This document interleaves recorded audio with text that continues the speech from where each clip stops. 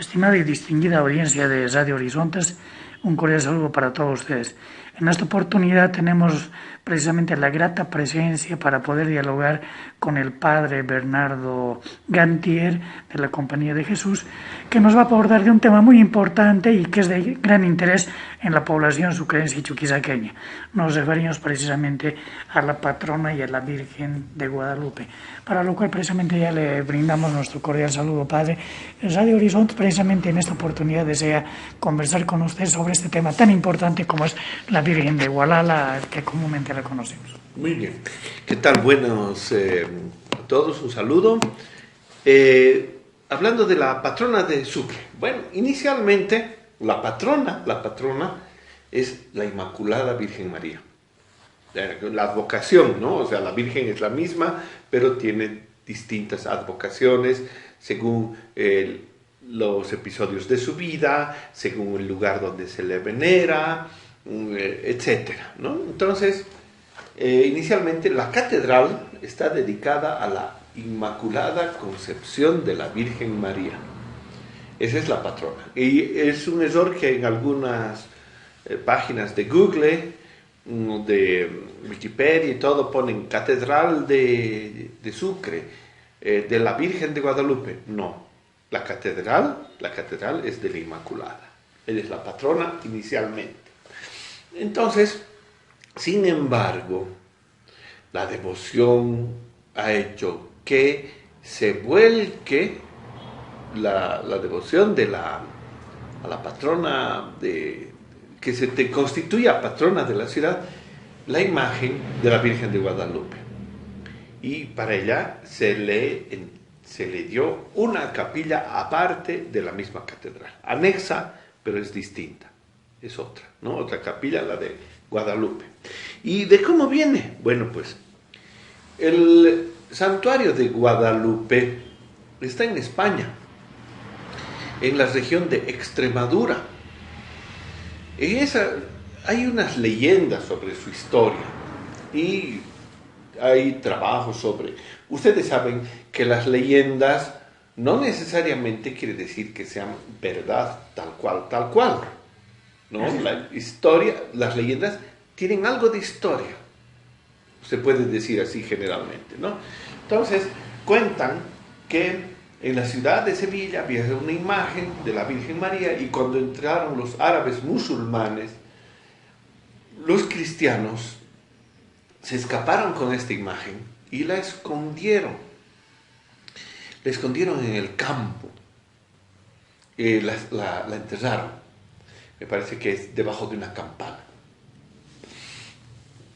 Pasaron los años, unos 200 o 300 años más tarde, y un pastorcito la encontró. ¿En qué siglo nos referimos, padre? A la Virgen de Guadalupe. ¿En qué siglo concreto? En siglo XIII. Perfecto. ¿Ya? Entonces, no, quizás más antes, ¿no? Quizás más antes, siglo XII, por ahí. Cuando ya empezó la reconquista, cuando los cristianos fueron recuperando otra vez territorio, y a los árabes que habían ganado casi toda la península ibérica, los hicieron retroceder, bueno, y al final con los reyes católicos los van a terminar de expulsar a los reyes, ¿no? Pero bueno, entonces, cuando fueron recuperando terreno, un pastorcito ya cristiano encontró la imagen y llamó a la gente, se hizo todo un acontecimiento y a un principio le hicieron una ermita es una capilla chiquita. Después la devoción de la gente fue creciendo del gran hallazgo que se hizo de esa virgen y el lugar se llamaba Guadalupe, que en idioma árabe quiere decir río de los lobos. Guadalupe, así se llama el sitio, el lugar. Y en el lugar de Guadalupe, primero una capillita, después una iglesia más grande y al final un santuario, una basílica. Fue creciendo la devoción a esta imagen, la Virgen del lugar de Guadalupe. Y de ahí se volvió la Virgen de Guadalupe, que es una virgen chiquita de madera, muy antigua. las fotos que se la ve es negrita la cara de la Virgencita y del niño. Y la devoción de la gente le ha puesto trajes, capas, mantos. Y originalmente es sencillita nomás, pero como le han ido poniendo trajes, esos trajes tienen forma como de una campana, rodeándola, ¿no? Como de una campana rodeándola. Como por ejemplo es la Virgen de Copacabana aquí en Bolivia. La Virgen de Copacabana es, digamos, vertical y alrededor con las capas que le ponen, tiene esa forma como de campana que la envuelve, ¿no? Así era en Guadalupe. Se hizo un gran santuario, una gran devoción. Y se encomendó a unos monjes de una orden que se llama de los Jerónimos. Y los Jerónimos construyeron ahí su convento. Bueno, de toda esa región de Extremadura y más allá de España, acudían a ese santuario. Bueno, pasan los años. Y en ese santuario hay que también tener en cuenta que no había imprenta, ¿no es cierto? Entonces los monjes se dedicaban a copiar libros a mano, pero los copiaban con un primor, con una delicadeza, y las páginas tenían dibujitos. Se llaman manuscritos iluminados, porque son con sus adornitos, guarahuitas. A veces, digamos, es el Evangelio, ¿no? Copian el Evangelio y dibujan lo que está relatando el Evangelio, digamos, la Navidad. Entonces hacen el cuadrito de la Navidad, pero chiquitito, pequeñito, con un cuidado, con una delicadeza. Y normalmente era pintura al huevo. O sea, los pigmentos, las tierras de colores, las amasaban, las aglutinaban con la yema del huevo y con eso pintaban como se pinta acuarela, pero esa pintura queda para siempre.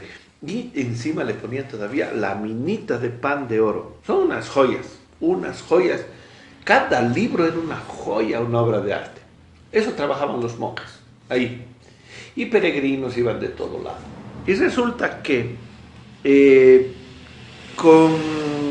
del convento ese habían mandado a América a 2 monjes.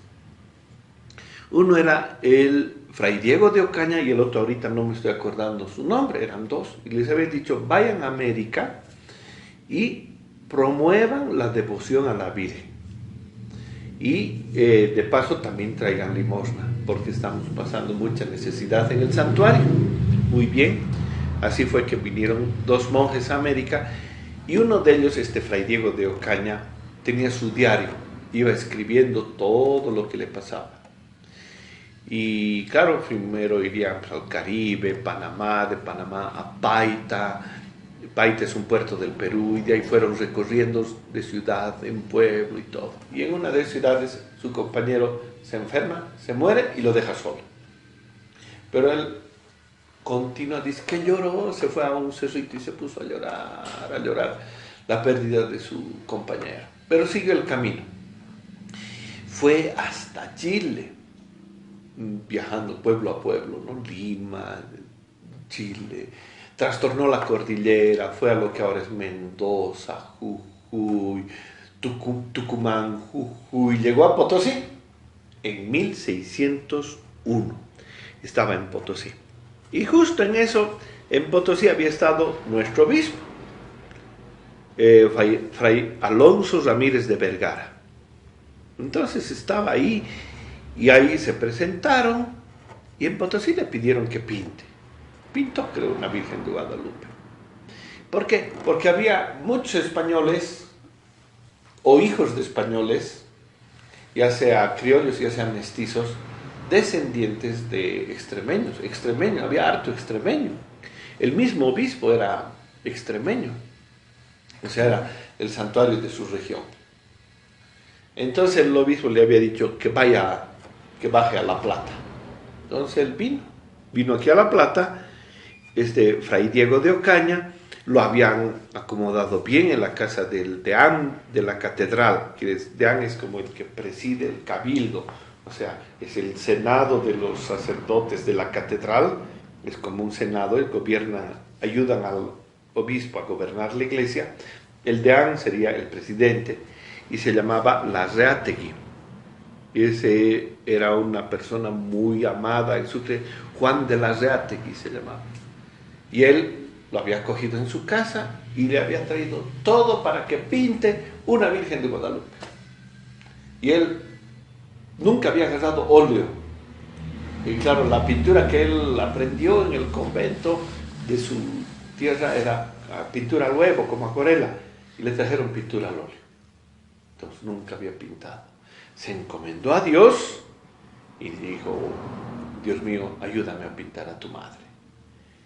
Pintó y dice que él, que no sabía pintar, le había salido la obra, según él dice, la más bella que he pintado. Yo no hubiera sido capaz de pintar todo eso, ese lienzo tan hermoso. Y entonces dice, comencé pues en la casa del señor Deán a hacer la imagen, como si yo fuera el pintor más extremado del mundo. Y puedo afirmar, en verdad, que en toda mi vida había tomado nunca el pincel al óleo para pintar, si no fuera esta vez, y sin tener yo más práctica de esto, de la que tenía en la iluminación de aquellas imágenes que hacía en España, sin haber tenido maestro que me enseñase, hacía, con la ayuda de la misma señora, favoreciendo mi buen deseo, es de manera que la pintura no ha tenido más que enmendar los famosos pintores, después de que vinieron, sino que se admiraron todos, por no haber yo usado, yo cual dificultosamente creyeron. Hace de advertir que en esta imagen es pintada en el lienzo, y todo lo que fuere diciendo es contrapuesto sobre el propio lienzo, y cosidas y pegadas las piezas al lienzo. Bueno, entonces él pinta la imagen, y claro, después maestros fueron a ver lo que él había trabajado, no le corrigieron nada, porque había estado muy bien hecha, y primera vez, él mismo fue el primero en sorprenderse. Entonces, la sacan en procesión. Y según cuentan, ¿dónde sería la casa del Deán Larreategui? No sabemos. Pero primero hizo una estación la imagen en el convento de Santa Mónica. Ahí estuvo. Y de ahí la llevaron a la catedral. Para mucha gente que no conoce, el convento de Santa Mónica está ubicado en la calle Junín, esquina Arenales. Claro, lo que ahora es el Colegio Sagrado Corazón, antes era convento de Santa Mónica, ¿no? La iglesia de Santa Mónica conocemos, ¿no? Ahí estuvo la imagen, y de ahí la sacaron en procesión. Y la gente empezó, claro, la devoción y el fervor, y se armó pues, un jolgorio de alegría, y la gente empezó a sacarse las joyas que tenían. Claro, en esa época, digamos, los caballeros en su sombrero, en su gorra, usaban un broche, ¿no? Para poner su pluma. Las damas, collares, aretes. Las indias usaban topos, anillos. Todo empezaron, como decimos, a tiparle al lienzo. Se fueron cosiendo.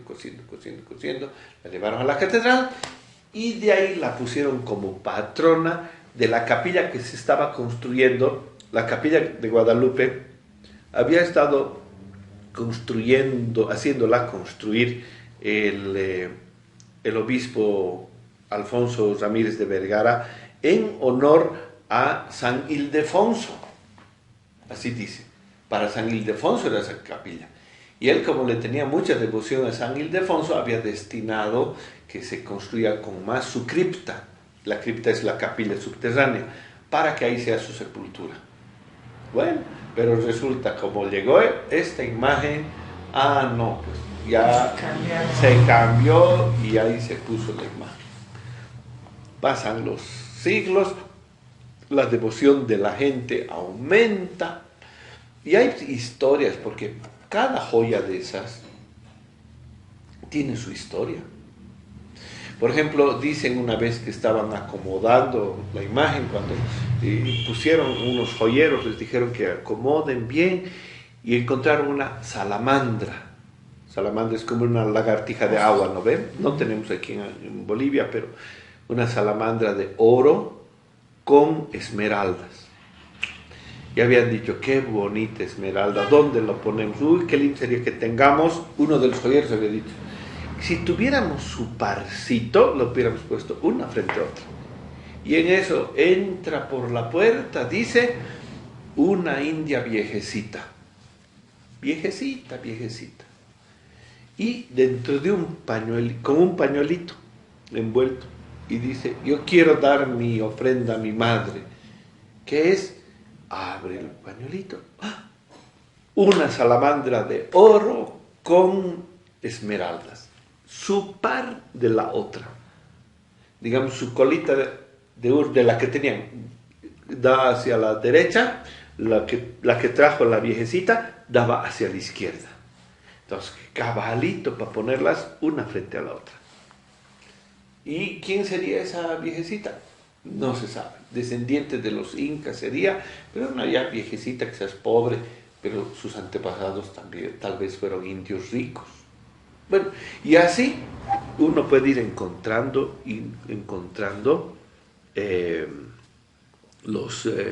las historias, ¿no? Después tiene 2 toritos de oro con rubíes.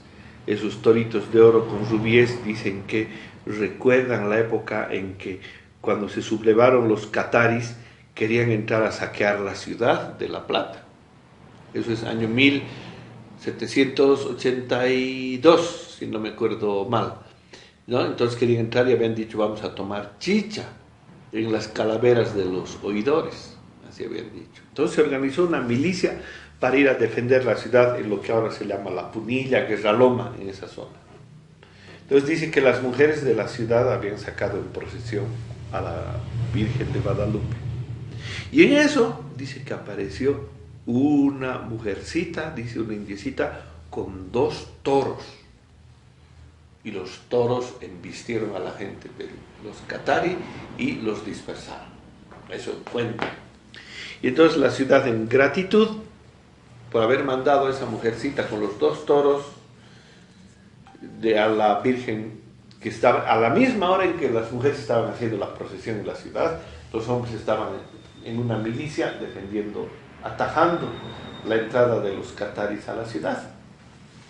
Entonces, en reconocimiento de la ciudad, se le puso a la Virgen los 2 toritos de oro. Después, por ejemplo, doña Juana Zurduy.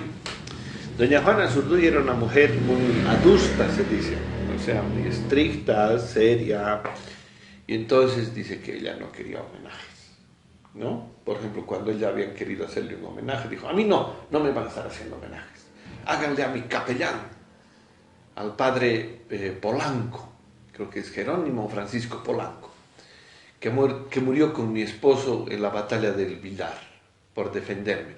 A él háganle un homenaje. Y el mariscal Sucre hizo hacer, en homenaje al padre Polanco, capellán de doña Juana, hizo hacer los arcos que están en la plaza de San Francisco. Eso hizo hacer Sucre, pero a pedido de doña Juana.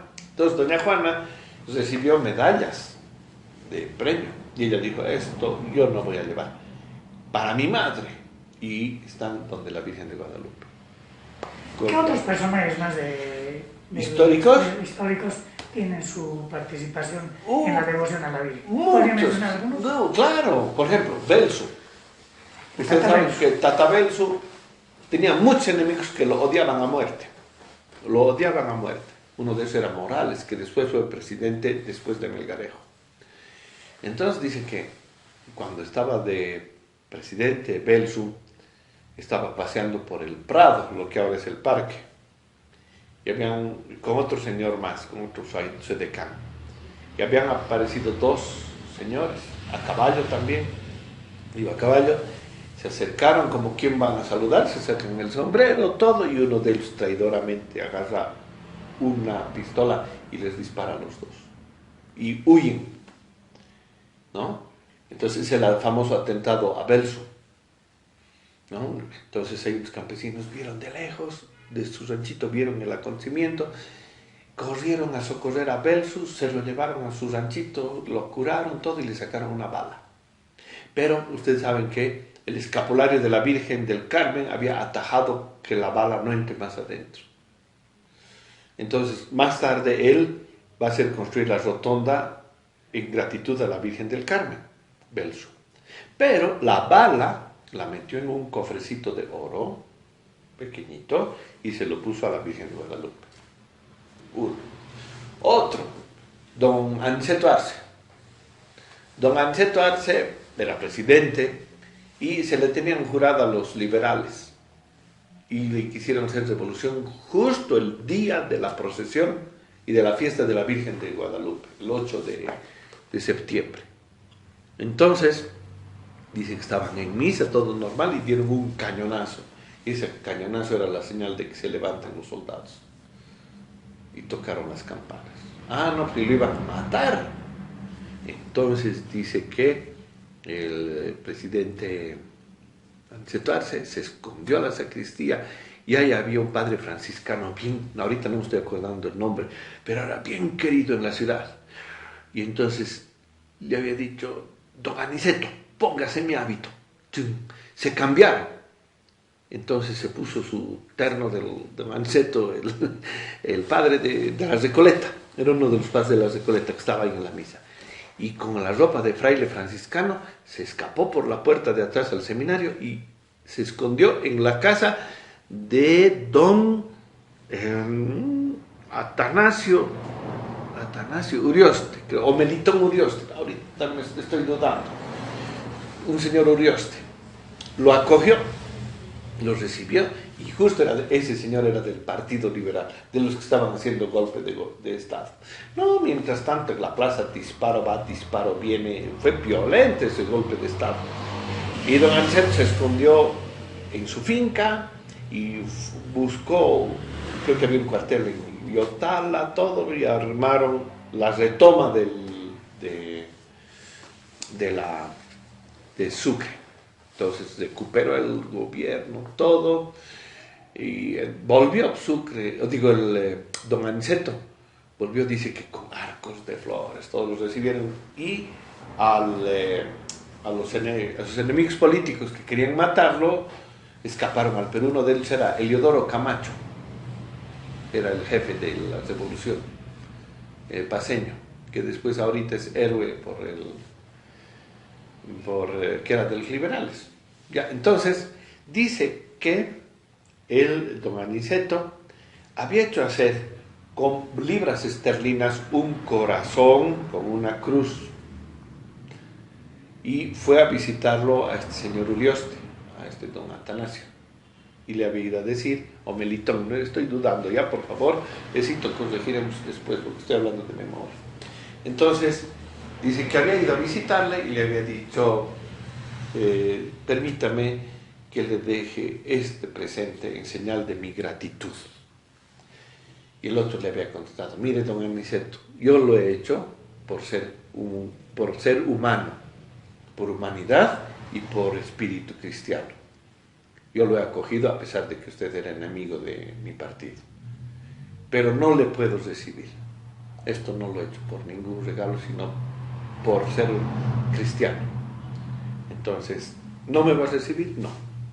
Entonces, ¿qué vamos a hacer con esto? Le dije. Llevemos a la Virgen de Guadalupe. Sí, muy bien. Y los dos eran devotos de la Virgen de Guadalupe, y los dos juntos fueron a la Virgen, y ese corazón de libras esterlinas le pusieron a la Virgen de Guadalupe. Los dos caballeros. Es un acto, digamos, como de nobleza, de ser buenas personas, no ensañarse con el enemigo derrotado. Claro, porque eso es lo que se llama magnanimidad. Cuando uno lo pega a su enemigo, digamos, por decir, en una pelea, no lo va a patear en el suelo, también lo levanta. Ese es el magnánimo. Eso es lo que representan los leones de nuestro escudo de Chuquisaca, la magnanimidad, dice. Entonces, el uno, una persona agradecida, y el otro una persona magnánima, fueron a dejar ahí sus recuerdos.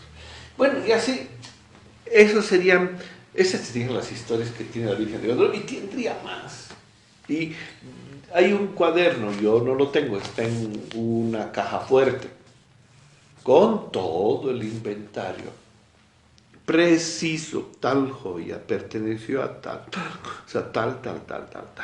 Bueno, entonces, sería largo hablar de esto, se puede hacer. La que investigó mucho es la señorita Blanquita Torres, que en paz descanse. Ella estudió muy bien a detalles, revisó los inventarios y quedó pues, admirada de la historia que tiene esta imagen, que aparte de representar a la Madre de Dios, es, nunca mejor dicho, la que representa la historia, la vida, los sentimientos, la devoción, la fe de los chuquisaqueños. Padre, aproximadamente, ¿qué cantidad de joyas considera que No tenga sé, la Virgen? no tengo idea, no. Tiene A lo mejor dice por ahí, creo que las perlas son 30.000, los brillantes, no sé, 15.000, pero así se cuentan. Padre, y entrando al tema ya de la fe, de la devoción de los feligreses en Chuquisaca, particularmente en la ciudad de Sucre, ¿de qué manera influye precisamente a la convivencia social de toda la sociedad sucrense? Porque sabemos bien de que las donaciones no había una distinción de clases sociales, ¿no? Tanto ricos como gente indígena había proporcionado a partir de su devoción. En este aspecto, padre, ¿qué hechos destacables pudiese usted manifestar a la población en relación a lo que acabo de mencionar? No sé, yo diría que esta imagen, yo creo que la gracia de Dios ha hecho que una a todos y que la devoción que le tienen a esa imagen que representa a la Madre de Dios, que nos está ofreciendo a su Hijo, porque está todo medio tapado, pero su actitud es de que está alcanzando al niñito. Ella está mostrando al niñito, ¿no? Bueno, esa devoción une a todas las clases sociales, no hay distinción, todos nos sentimos hijos de esta madre.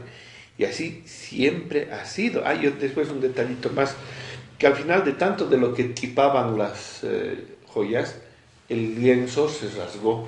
Entonces lo pegaron a una madera y lo cubrieron con esa plancha de oro y de plata, repujada. Dice que el platero que hizo le encomendaron ese trabajo, se llamaba don José Alcalá. Y él solo dejó las caritas visibles. El resto es la plancha. Abajo está la tela del padre Ocaña. Abajo. Encima está toda esa plancha cubriéndola porque, claro, se desharía pues, la tela. Entonces ahí está todo.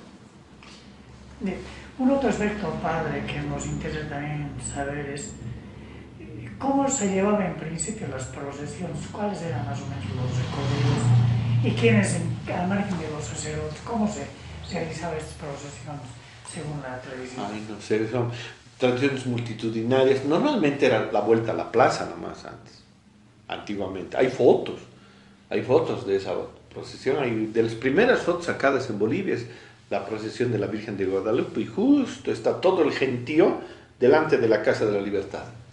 Es una foto de esas, ¿no?